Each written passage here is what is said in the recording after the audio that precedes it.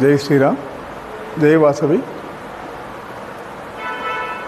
భక్త మహాశైలందరికీ కూడా శ్రీ పరాభవనామ సంవత్సర ఉగాది శుభాకాంక్షలు. ఉగాది దీనినే మనం వాడుకగా ఉగాదిని పిలుస్తాము, కానీ దీన్ని యుగాది అని కూడా అనడం జరుగుతుంది. బ్రహ్మ సృష్టి ప్రారంభించిన దినంగా సోమకాసురుడు అనే రాక్షసుని మహావిష్ణువు మత్స్యావతారంలో పోయి సోమకాసురుడిని వధించి వేద సంరక్షణ చేసిన దినంగా, తెలుగు సంవత్సరంలో చైత్రశుద్ధ పాడ్యమి నాడున మనం నూతన సంవత్సరం ప్రారంభిస్తాం కాబట్టి ఉగాదిగా దీనిని చెప్పుకోవడం జరుగుతుంది. ఈ ఉగాది పండుగ రోజున మనం చేయవలసిన కొన్ని విద్యుక్త ధర్మాలు ఖచ్చితంగా ఉన్నాయి. మొదటిది, సూర్యోదయానికి పూర్వమే బ్రాహ్మీ ముహూర్తంలో తైలాభ్యంగన స్నానం చేయాల. నువ్వుల నూనెను ఒళ్ళంతా పట్టించుకునేసి తలంతా స్నానం చేయాల్సి ఉంటుంది. శీతాకాలంలో వచ్చిన రుగ్మతలని కూడా ఈ వేసవి కాలంలో ఈ తైలాభ్యంగన స్నానం చేయడం వల్ల వెళ్ళిపోతాయి. అలక్ష్మి కూడా నిష్క్రమిస్తుంది. తర్వాత నూతన వస్త్రధారణ చేసి నూతన వస్త్రాలు కట్టుకొనేసి ఇంట్లో దేవతారాధన చేయాలా, దేవతార్చన చేయాల్సి ఉంటుంది. సూర్యోదయానికి పూర్వమే ఈ ఉగాది పచ్చడి, 7 రుచులతో కూడిన ఉగాది పచ్చడిని తీసుకొని తీపి, ఉప్పు, పులుపు, వగరు, చేదు, కారము లాంటి 7 రుచులతో కూడిన ఉగాది పచ్చడిని ఈ రోజున తయారు చేసుకొని, ముఖ్యంగా ఈ వేప పువ్వుతో కూడిన ప్రసాదం, వేప ప్రసాదంగా దీన్ని చెప్తారు. శతాయ వజ్రదేహాయ సర్వసంపత్కరాయ చ అని చెప్తారు. అంటే ఈ రోజున ఉగాది పచ్చడి తీసుకోవడం వలన శీతాకాలంలో వచ్చినటువంటి రుగ్మతలు ఏవైతే ఉంటాయో, వేసవికాలంలో వచ్చే ఈ వేడి గాలితో కూడిన వచ్చే వాయువుల వల్ల వచ్చే జబ్బులు ఏమైనా ఉంటాయో అవన్నీ కూడా షడ్రుచులతో కూడిన ఉగాది పచ్చడి తీసుకోవడం వల్ల శరీరం యాంటీబాడీస్ని తయారు చేసుకునేసి లోపల వజ్రదేహంగా మారుతుందని చెప్తారు.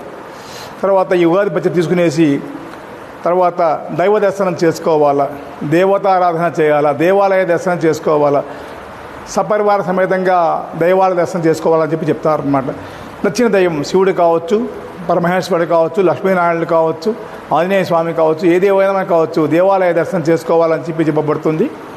అంతేకాకుండా ఈ రోజున సాయంత్రం సమయంలో లేదా ఏదో సమయంలో పంచాంగ శ్రవణం చేయాలా, లేదా చేసే ప్రదేశంలో వెళ్ళి పంచాంగ శ్రవణం వినాలా లేదా చేయాలని చెప్తారనమాట. ఎందుకంటే తిథి చేయడం వల్ల, తిథి శ్రవణం చేయడం వల్ల సంపద వస్తుంది. నక్షత్ర సంపద, నక్షత్ర పారాయణం చేయడం వల్ల, నక్షత్రం తిథి వినడం వల్ల ఆయుష్ కలుగుతుంది. ఈ కరణం వల్ల కార్యసిద్ధి కలుగుతుంది.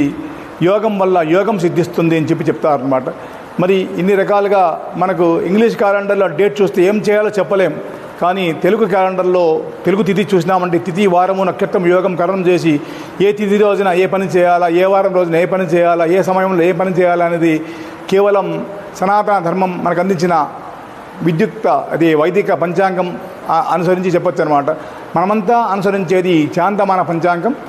ఈ చాందమాన పంచాంగంలో పంచాంగ శ్రవణం చేయడం వల్ల మనకు ఈ సంవత్సరంలో ఏ వ్యవసాయంలో ఏ పంట వేయాలా, ఏ ఎద్దుకు బలం ఉంది, ఏ చేనుకు బలం ఉంది, వర్షాలు ఎప్పుడు వస్తాయి, కార్తెలు ఎప్పుడు మొదలవుతాయి, ఏ పంటలకు ఏ పంటలకు బలం ఉంది, ఏ పంటలు బాగా పండుతాయి, ఏ ధాన్యానికి ధర వస్తుంది, వానలు ఎప్పుడు వస్తాయి, వరదలు ఎప్పుడు వస్తాయి, ప్రపంచమంతా లోకమంతా సుభిక్షంగా ఉండాలంటే ప్రపంచ జ్ఞానం అవసరం. కాబట్టి ప్రపంచ జ్ఞానం అంతా కూడా కేవలం పంచాంగ శ్రవణం చేయడం వల్ల మనకు తెలుస్తుంది.